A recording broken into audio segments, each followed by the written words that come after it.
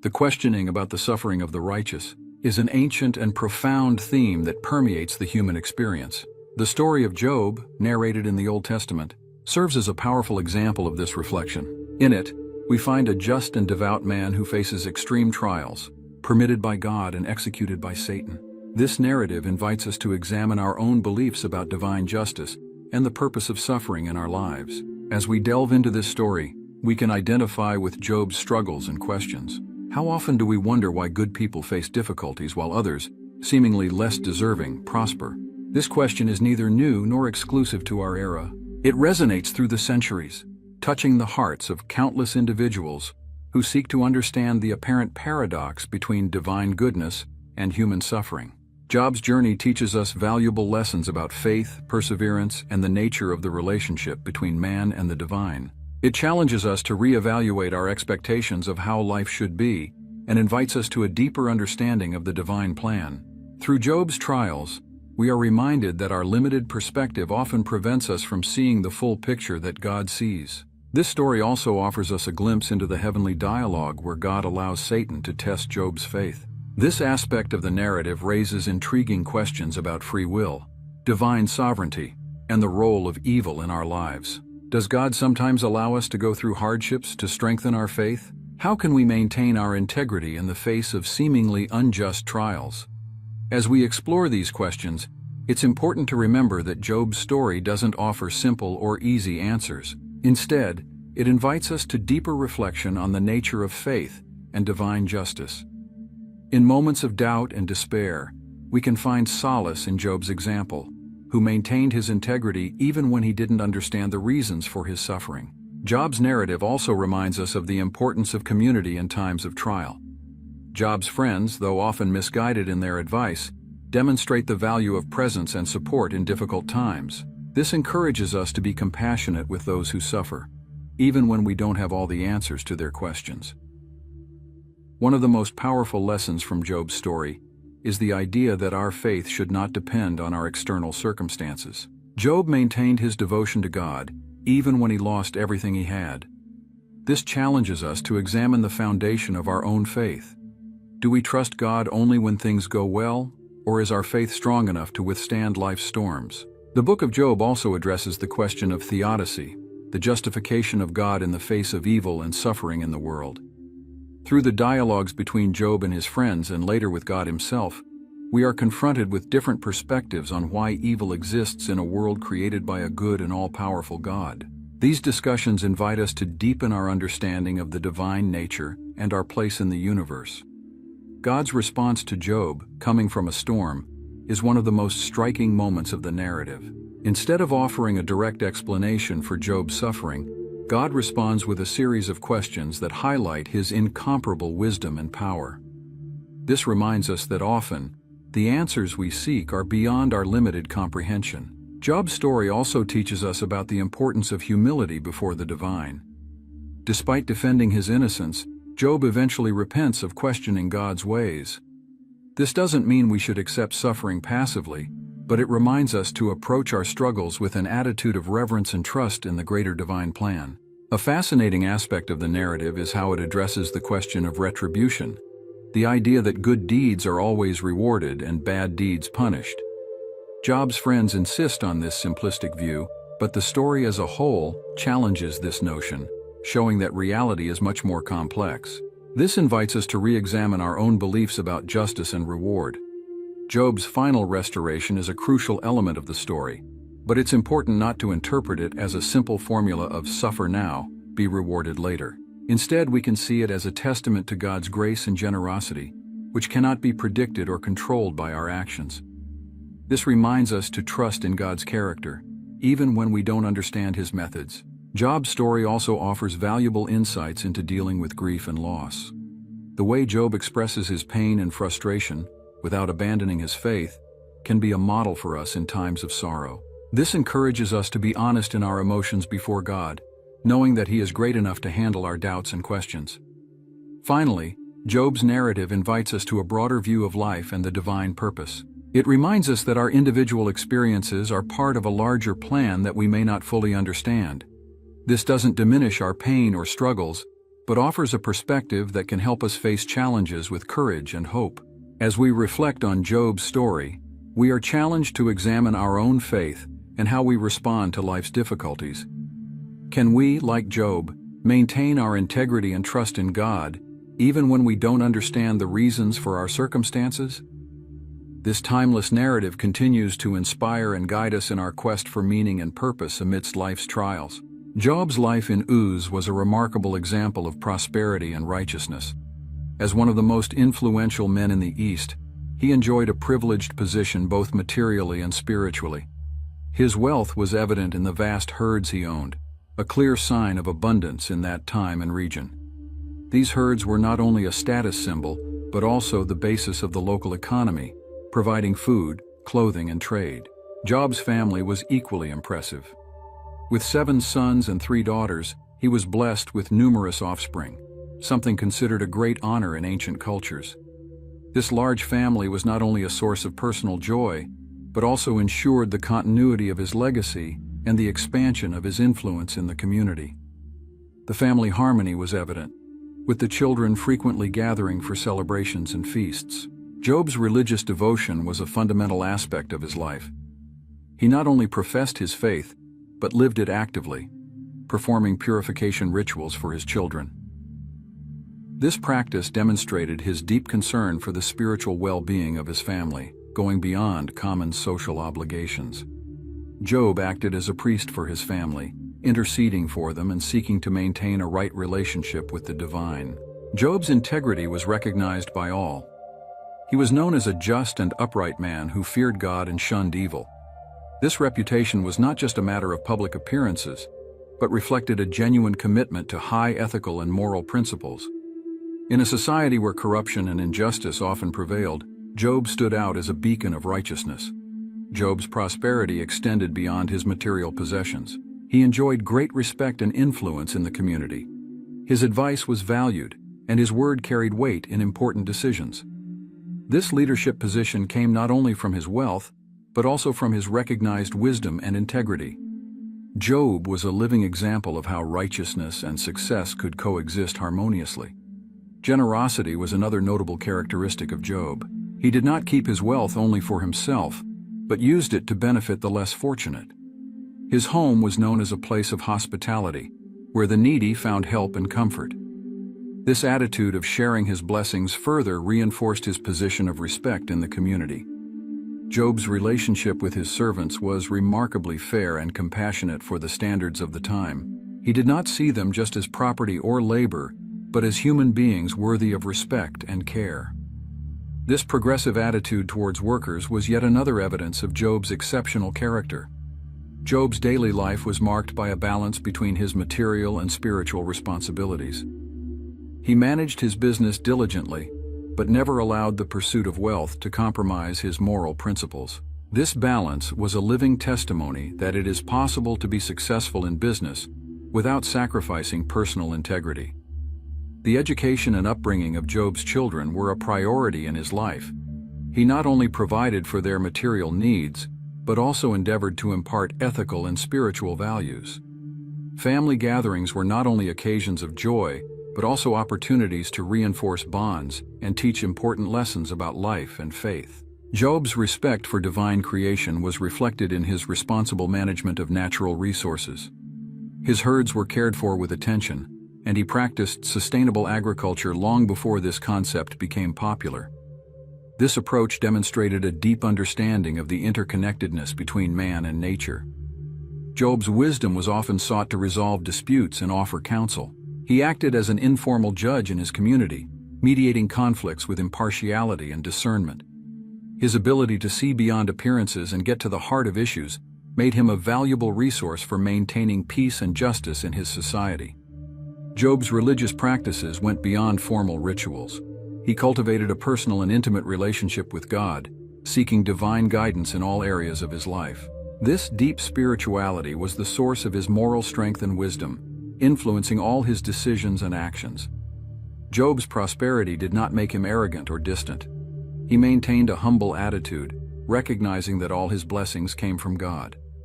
This humility made him accessible to everyone, regardless of their social status, and was a fundamental aspect of his character admired by many. Job's legacy extended beyond his immediate family. He invested time and resources in mentoring the next generation, sharing his wisdom and experience with the community's youth. This commitment to the future demonstrated his long-term vision and desire to leave a lasting positive impact. Job's life in Uz was, therefore, a living testament to how faith, integrity, and wisdom can combine to create a life of meaning and impact. His story serves as an inspiring example of how to live a full and purposeful life, balancing material success with spiritual depth and social responsibility. In the heavenly realm, an extraordinary scene unfolded. The sons of God presented themselves before him, and among them was Satan. This celestial encounter set the stage for an unprecedented test of faith, centered on the life of a righteous man named Job. The dialogue that followed between God and Satan would reveal profound truths about the nature of faith, temptation, and divine purpose. God, in his omniscience, initiated the conversation by asking Satan where he had come from. The adversary's response, having been roaming the earth, suggested a role of observer and tempter of humanity. This exchange set the scene for a celestial debate about the true nature of human fidelity, specifically Job's. With paternal pride, God drew Satan's attention to his servant Job. He described him as a man of integrity and righteousness, who feared God and shunned evil. This characterization was not just praise, but an implicit challenge to Satan, questioning whether he had found anyone as faithful in his travels across the earth. Satan, cunning in his approach, did not directly contest Job's integrity. Instead, he questioned the motives behind this fidelity. His argument was incisive. Job was faithful only because God had blessed him abundantly. This accusation touched the core of the question of genuine faith. Was Job's devotion based on true love for God, or merely a response to received blessings? Satan's challenge was audacious. He proposed that if God removed his protection and blessings from Job, this seemingly faithful man would curse God to his face. This suggestion not only questioned Job's integrity, but also insinuated that all human faith was, at its core, self-interested and conditional. In a surprising decision, God accepted Satan's challenge. He allowed his faithful servant to be subjected to trials, with one condition: Job's life must be spared. This divine permission raises deep questions about the role of suffering in the lives of the faithful and the greater purpose behind trials. God's confidence in Job was evident. By allowing Satan to test him, God demonstrated not only his faith in his servant's integrity, but also his sovereignty over all circumstances, including the actions of the adversary himself. This divine act revealed a greater plan in motion, a plan that transcended immediate human understanding. The celestial challenge invites us to reflect on the nature of our own faith. Are we faithful to God only when things go well? Is our devotion based on genuine love or an expectation of rewards? These are questions that every believer must face on their spiritual journey. God's permission for Job to be tested also raises questions about the purpose of suffering in the lives of the righteous. Do trials serve to refine and strengthen our faith? How can we maintain our integrity in the face of seemingly unjust adversities? Job's story challenges us to examine our own responses to these difficult questions. The dialogue between God and Satan also illuminates the reality of the spiritual conflict that occurs beyond the visible realm. It reminds us that our earthly struggles may have cosmic implications, being part of a larger narrative that we often do not fully comprehend. God's confidence in Job serves as a powerful reminder of the value he places on human fidelity. Even in the face of Satan's accusations, God did not hesitate to point out Job as an example of righteousness. This encourages us to persevere in our faith, knowing that our fidelity is noticed and valued by God. The celestial challenge also highlights the contrast between Satan's limited perspective and God's infinite wisdom. While Satan saw only superficial motivations, God knew Job's heart. This reminds us that God sees beyond appearances and understands our inner struggles in a way that others cannot. God's decision to allow Job's suffering reveals a profound truth about the nature of faith. True faith is not merely a response to blessings, but an unwavering trust that persists even in the midst of adversities. Job's test would be a living demonstration of this truth, not only for Satan but for all future generations. This celestial episode invites us to consider our own stance in the face of trials. How do we react when our faith is tested? Do we maintain our integrity even when we do not understand the reasons behind our struggles? Job's story challenges us to cultivate a faith that remains firm regardless of circumstances. The celestial challenge between God and Satan, centered on Job's life, sets the stage for one of the most profound explorations of faith and suffering in religious literature. It invites us to deeper reflection on the nature of our own faith and our response to life's trials. The day Job's life changed drastically began like any other. While his children celebrated in harmony, a series of messengers arrived, each bringing more devastating news than the previous one. The sequence of disasters that befell Job was as sudden as it was overwhelming, testing the limits of his faith and resilience. The first messenger brought news of a Sabaean attack. These raiders not only stole Job's oxen and donkeys, but also killed the servants tending the animals. This attack was not just a significant material loss, but also a human tragedy, with the death of loyal workers whom Job likely considered part of his extended family. Before Job could fully process this first news, a second messenger arrived. This time the calamity came from the heavens. Fire, described as God's fire, fell and consumed the sheep and the servants guarding them. The mention of God's fire adds a layer of complexity to the situation, suggesting an apparently supernatural event and raising questions about the nature of divine intervention. The third blow came in the form of a Chaldean attack.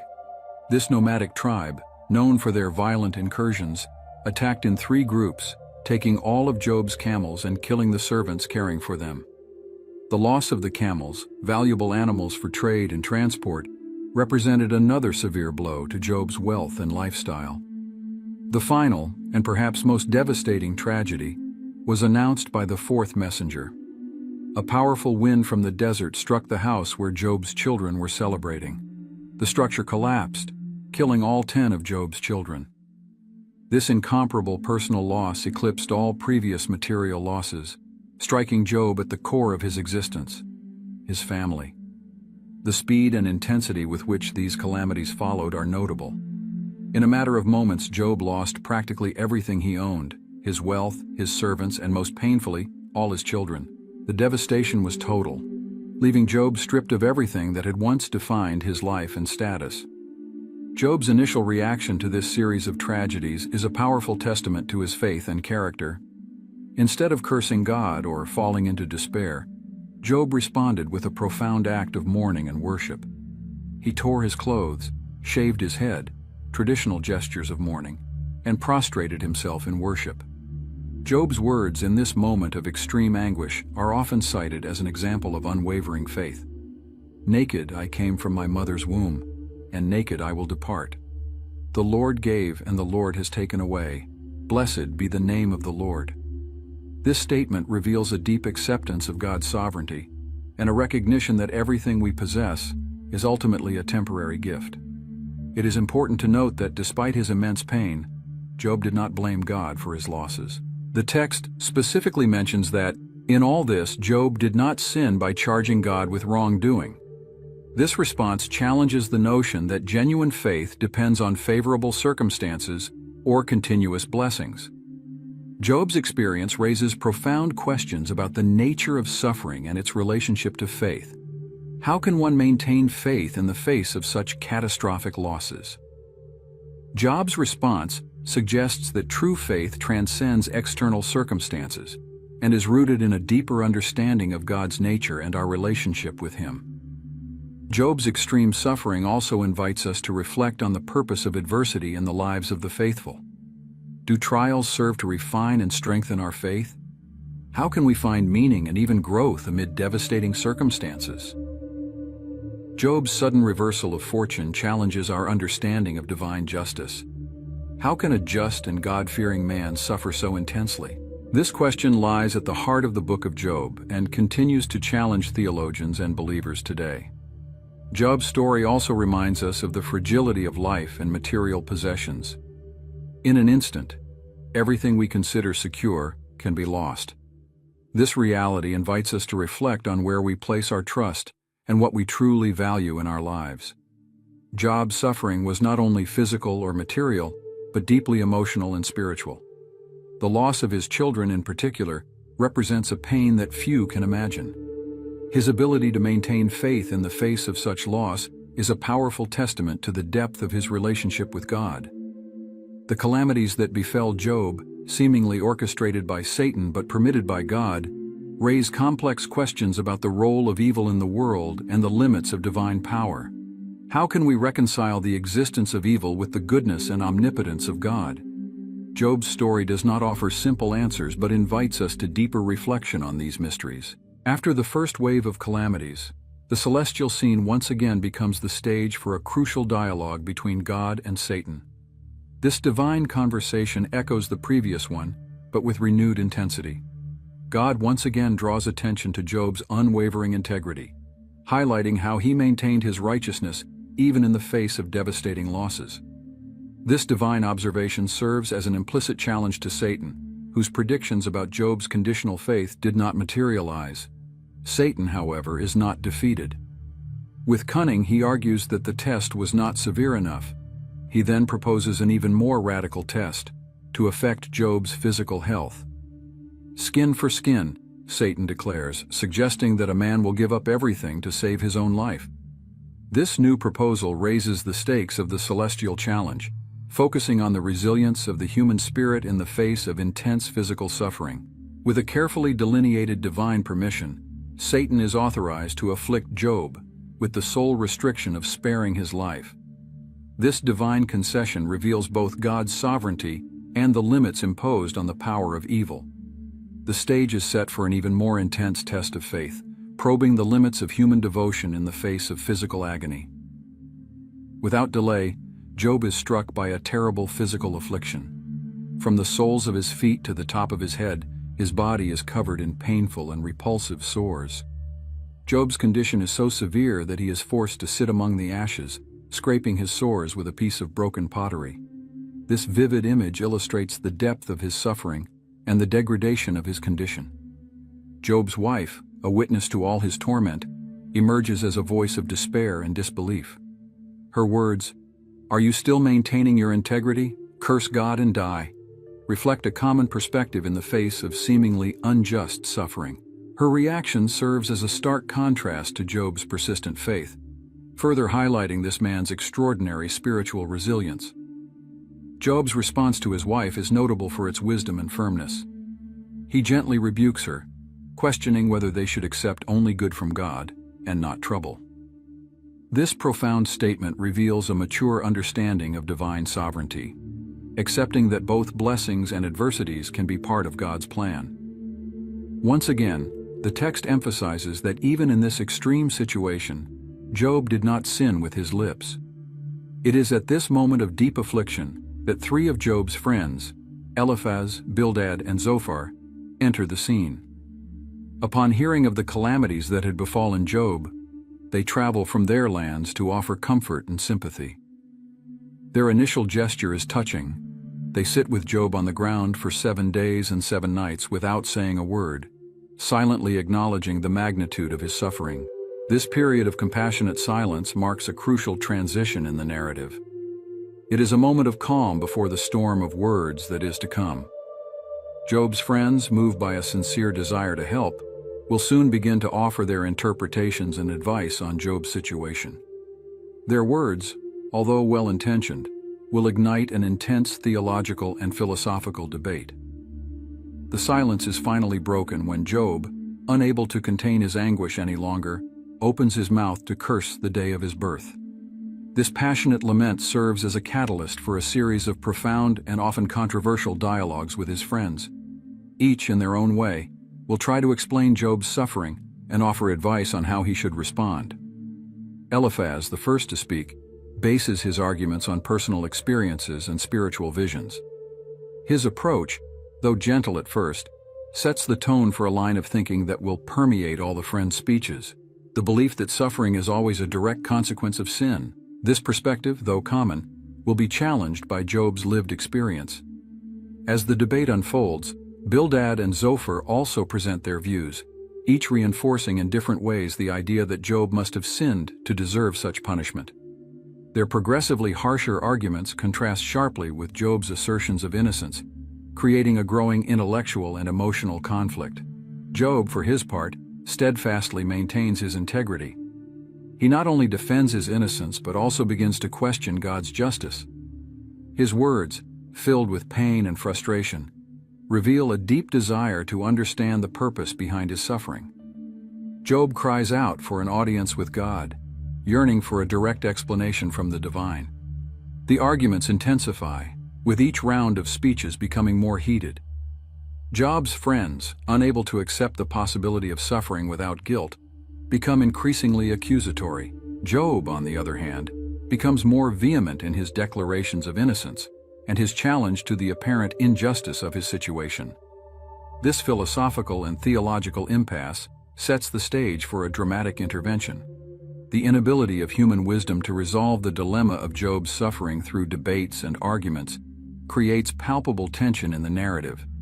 It is in this context of frustration and relentless search for answers that the stage is set for something extraordinary: the entry of a new voice into the debate, bringing a fresh and challenging perspective to the discussion. The intense dialogue between Job and his friends marks a crucial point in the narrative. Job, in the midst of his unbearable suffering, vehemently defends his innocence. His voice, though laden with anguish, resonates with unwavering conviction. He not only maintains his integrity, but also openly challenges the prevailing notion that his suffering is divine punishment for hidden sins. The arguments of Eliphaz, Bildad, and Zophar follow a similar pattern, though each has their own approach. Eliphaz bases his assertions on personal experiences and spiritual visions. Bildad appeals to traditional wisdom and the teachings of the ancestors.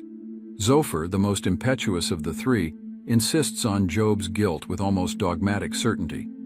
As the debate intensifies, Job finds himself not only battling his physical pain, but also the misunderstanding of his friends. His responses become increasingly passionate and at times verge on despair. He cries out for justice, longing to present his case directly to God. Job's frustration with his comforters is palpable. He calls them worthless physicians and miserable comforters. His disappointment with their lack of empathy and understanding adds an extra layer of isolation to his suffering. Amid his laments, Job expresses a deep desire to understand the purpose behind his suffering. He questions divine justice, not out of disbelief but out of a sincere yearning to understand God's ways. His questions are bold, almost defiant, but always rooted in a deep faith, though shaken. The concept of a celestial mediator or advocate emerges in Job's speeches. He longs for someone to intercede for him before God, someone who can explain his case and prove his innocence. This desire for a mediator foreshadows theological themes that would later develop in various religious traditions. As the debate progresses, Job begins to express a growing confidence in his ultimate vindication. Despite his seemingly hopeless situation, he declares, "I know that my Redeemer lives, and that in the end he will stand on the earth." This powerful statement of faith amid suffering would become one of the most memorable and quoted passages of the book. Job's friends, unable to accept his insistence on innocence, become increasingly critical in their accusations. They see Job's refusal to admit guilt as a form of arrogance and rebellion against God. The chasm between their perspectives and Job's deepens with each round of speeches. Job, in turn, begins to reflect more deeply on the nature of divine wisdom and justice. He acknowledges the limits of human understanding in the face of God's mysteries. Yet this does not stop him from continuing to question and seek answers. The debate reaches a philosophical stalemate. The circular arguments and repetitive accusations demonstrate the inability of human wisdom to resolve the dilemma of unjust suffering. This impasse sets the stage for a divine intervention. As the debate unfolds, a growing tension develops. Job longs more and more for a direct audience with God. He desires to present his case not as a guilty defendant, but as someone seeking understanding and justice. Job's persistence in maintaining his integrity, even in the face of relentless accusations and continuous suffering, serves as a powerful testament to his faith. His refusal to curse God and die, as suggested by his wife, demonstrates extraordinary strength of character. Job's speeches also reveal an evolution in his understanding of God. While he questions divine justice, his faith remains intact. He transitions from viewing God as a distant judge to a more complex and personal conception of the divine. As the debate approaches its climax, the need for resolution becomes increasingly urgent. The limitations of human wisdom become evident, and the stage is set for a dramatic intervention that will transcend human arguments. The accumulated tension throughout the debates creates an atmosphere of expectation. Both Job and his friends have reached the limits of their arguments, and the reader is left yearning for a definitive answer. It is at this moment of maximum tension that a new voice is prepared to enter the scene, promising to bring a fresh perspective to the seemingly endless debate. The silence that followed the heated debates was dramatically broken. Out of a storm, the voice of God finally made itself heard. This divine intervention marks a crucial turning point in the narrative of Job, bringing a completely new perspective to the dilemma of suffering and justice. God's response did not come in the form of direct explanations or justifications for Job's suffering. Instead, he responded with a series of rhetorical questions highlighting his incomparable power and wisdom in the creation and sustenance of the universe. Where were you when I laid the earth's foundation? This initial question set the tone for the divine discourse. God's words painted a vivid picture of the complexity and grandeur of creation. He spoke about the earth's foundations, the boundaries of the seas, the sunrise, the depths of the ocean, and the mysteries of the weather. Each question served to emphasize the vastness of divine knowledge and power in contrast to human limitations. God did not limit himself to natural phenomena in his speech. He also described wonderful and powerful creatures such as Leviathan and Behemoth, highlighting his sovereignty over all creation, from the smallest creatures to the most imposing. These descriptions further illustrated the magnitude of divine power. God's response to Job did not provide a direct explanation for his suffering. Instead, it redirected the focus of the discussion, moving it from Job's specific circumstances to a broader perspective of cosmic order and divine wisdom, incomprehensible to humans. Faced with this overwhelming demonstration of divine power and wisdom, Job's initial response was one of humble submission. He acknowledged the limitation of his understanding, declaring, "I spoke of things I did not understand, things too wonderful for me to know." The divine speech did not deny Job's integrity nor justify his suffering. Instead, it invited Job to consider his situation within a much larger context, God's cosmic plan, which transcends human understanding. This approach offered a new perspective on the problem of suffering. God's intervention also addressed Job's friends. He rebuked them for not speaking what is right about him, as Job had. This divine validation of Job's integrity served as a powerful vindication after the persistent accusations from his friends. God's response to Job did not provide a philosophical solution to the problem of evil and suffering. Instead, it reaffirmed God's sovereignty and wisdom, inviting humans to trust him even when they cannot understand his ways. Job's encounter with God profoundly transformed his understanding and attitude. He moved from demanding answers and justifications to recognizing the unfathomable depth of divine wisdom. His final declaration, "My ears had heard of you, but now my eyes have seen you," indicates a new and deeper understanding of God.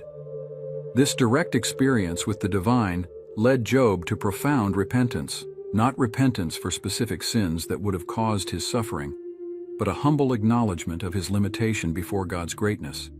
He repented in dust and ashes, symbolizing a complete change of perspective. The divine intervention did not only respond to Job, but also established an important precedent in religious literature. It demonstrated that sometimes God's response to human questioning comes in the form of an invitation to a broader perspective, rather than direct explanations. God's speech to Job also served as a powerful reminder of the difference between knowledge and wisdom. While human knowledge is limited, divine wisdom encompasses all creation and transcends human understanding. God's response, although it did not provide a direct explanation for Job's suffering, offered something equally valuable. a cosmic perspective that placed human trials in a larger context. This did not diminish Job's suffering, but it offered a new way of looking at it. This divine intervention marked the end of the philosophical debate and the beginning of a new phase in Job's spiritual journey.